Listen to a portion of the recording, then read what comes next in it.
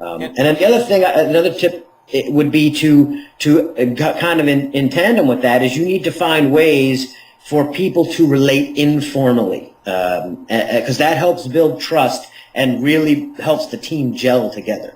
And sometimes you can use these same tools, the same conference call tools or a discussion board or your website or your blog to have some way to let the team members learn more about each other, particularly, as you mentioned, if you're working with people that never see each other. It's one thing if you're all working in the office and sometimes you're on the road and sometimes you're at the office, then you probably know each other pretty well already. But there are a lot of businesses where these people may meet once a year, if even that often. So they are completely working virtually and separate from each other.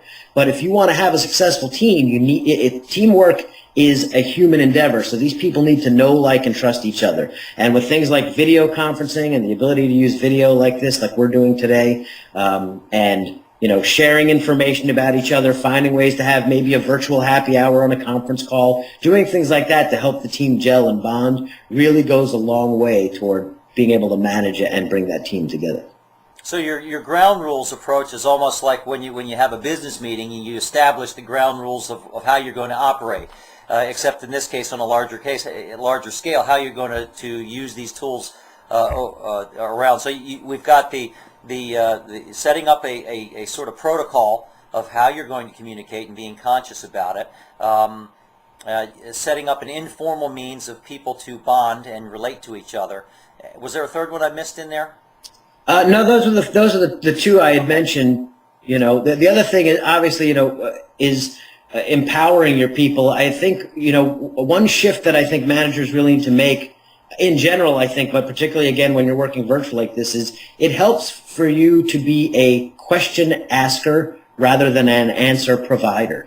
And I think in a lot of cases, managers are used to people coming to them looking for information or solution, and they then turn around and say, oh, here's how you do it. Here's what you need. And I think if you can make that little shift in perspective, instead start asking your team, become more of a facilitator and say, well, what is it you need? Where are you having a breakdown? Is there information that you're not getting? Are there communications that are lacking and that we're falling behind on? What are the challenges that you have when we're working this way or delivering your project or working remotely? And ask a lot of questions of your team. And in doing so, then you get that feedback coming in, and then you can take that feedback and then turn it around and be able to provide them with the solutions they need. So you take more of a support role, almost like a coach, rather than more of a top-down leadership approach. And I think when you're working in general today, but again, particularly virtually or distributed that way, that's one of those small shifts, small changes that leads to big results that way. It's interesting that you mentioned that's pure gold, and it's interesting that you mentioned that because I've been reading up on this subject, and that servant leader approach, or that sort of collaborative leader approach for virtual teams seems to be the way that the ones who are successful are going, because it's very hard when you're not physically imposing and omnipresent lording over the people that report to you, to have that sort of that top-down authoritarian approach. So I think you phrased it really well. Thanks. I want to be respectful of your time and so forth. I know as I've gotten to know you, you're sort of a gadget guy. Yeah. And so do you have one thing that you're one gadget that you're looking at right now that really can help some people to involve with setting up the virtual office?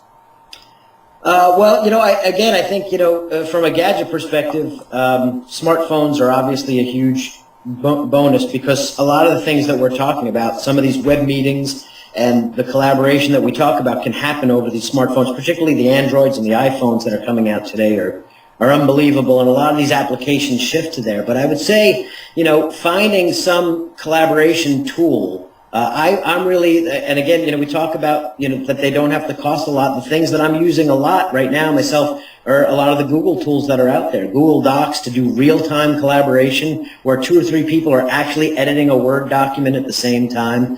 Sharing calendars out with Google Calendar. Just powerful tools that they have available. And I also think video is a huge thing, and you and I have been doing, as you said, we've only known each other a month, but I feel we've gotten to know each other really well, and part of that is because most of the time we're talking, we see each other like this, and it makes a big difference. So this and another company I think you and I had mentioned once before is TalkBox, TOKBOX.com. I think for teams, particularly for free, it'll allow you to have up to 20 people on video doing a multi-person video chat, and that's that kind of ties in with that management thing I was talking about. Informal communication, having those methods available, know, like, and trust, people being able to see each other. So that's a very powerful tool as well. But as you said, yeah, there's new stuff all the time, and that's the challenge for a lot of businesses. Is how do I know what tools to use, and how do I know what's right? And you can't just throw the technology out there with a sink or swim mentality. You need to play with it. And luckily, as you said, I am a gadget guy, so I play with this stuff all the time. And every time there's something new that comes out, I take it for a spin and I test it. And that's really kind of the stuff I share on the blog, theanywhereoffice.com, is when I explore those tools, I share that, what I've liked, what I didn't like, where it could be improved, how I think you can strategically use this for a business. So. Well, for those of you watching, Phil was on the forefront of this virtual business type of work. You've been doing this now for about a decade, correct? Yeah, about 13 years now. I've been even more. playing at the sandbox, if you want to say. Yes, well, a noted expert on that.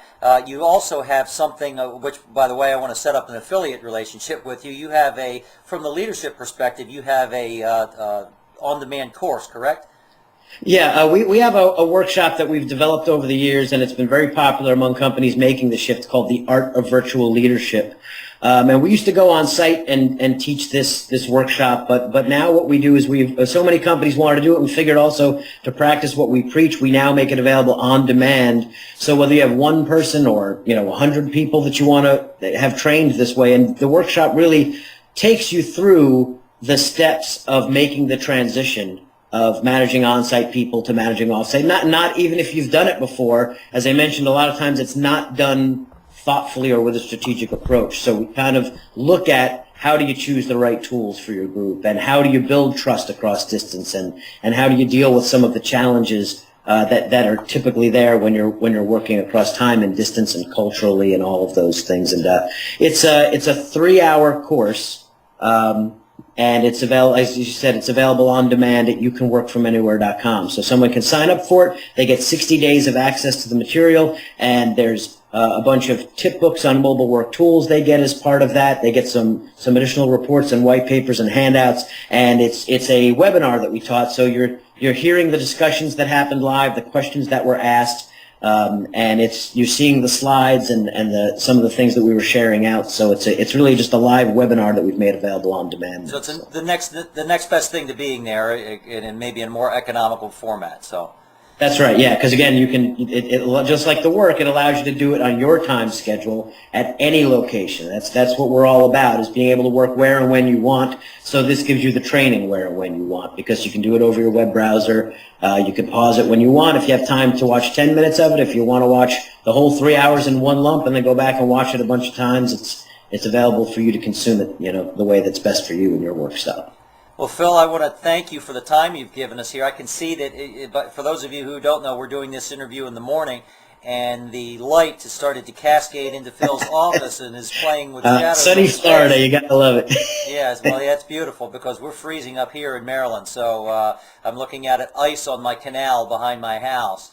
Hey, from anywhere, why not under a palm tree, right? Right, that's right, and I like to think I've got my own little piece of paradise too. But 2 months out of the year, I have to deal with this. Yeah, so, there you go. Well, look, Phil, it's been great. Hopefully, people you can go to the youcanworkfromanywhere.com and take a look at that. I'm going to write a little bit of a blog about this and emphasize your points, and hopefully, we'll be able to do this again when we can put together a series and keep collaborating in the future. Great, I look forward to it, Carl. Thanks so much. Super good. Take care. Bye.